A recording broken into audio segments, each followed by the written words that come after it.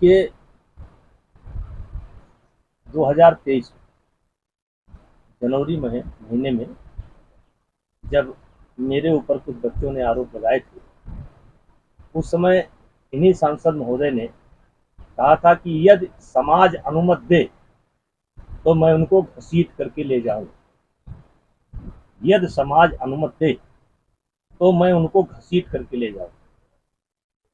आज मैं उनसे पूछना चाहता हूं कि मेरे ऊपर तो एफआईआर हो गई, मैं न्यायपालिका का सामना कर रहा हूं,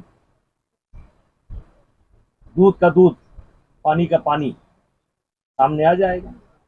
लेकिन आरोप लगते ही मैंने ऑन कैमरा मीडिया के सामने, पूरे देश की मीडिया थी, ये कहा था कि जिस दिन एक भी आरोप मेरे ऊपर साबित हो जाएगा, उस दिन मैं स्वतः फांसी पर लटक जाऊंगा या आत्महत्या कर लूंगा। आज मैं उन नगीना के सांसद महोदय से पूछना चाहता हूं कि वो बल तुम्हारा कहां गया। अब दलित की बेटी का सवाल है, उस समय जाट की बेटियों का सवाल था, इस समय दलित की बेटी का सवाल है। तो क्या इस पर मीडिया के सामने मुंह खोलेंगे?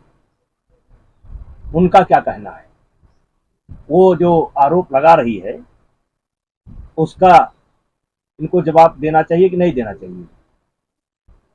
और आज मैं उन लोगों से पूछना चाहता हूं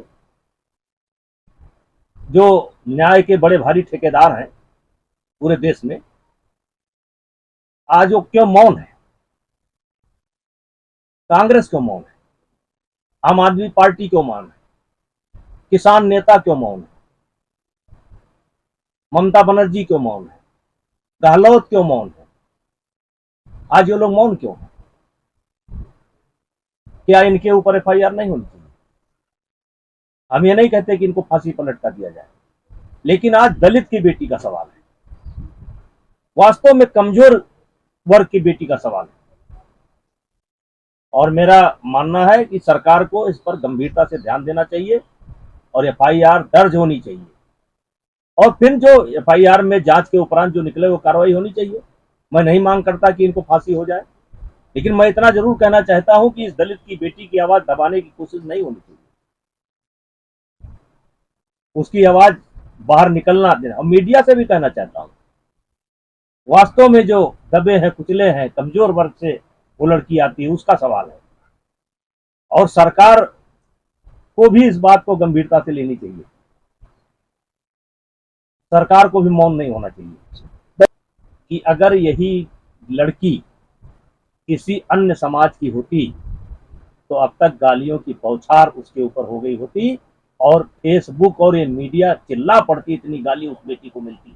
लेकिन ये तो संजोग है कि उसी समाज की बेटी है, और उसी समाज की बेटी के लिए कोई बोलने तैयार नहीं।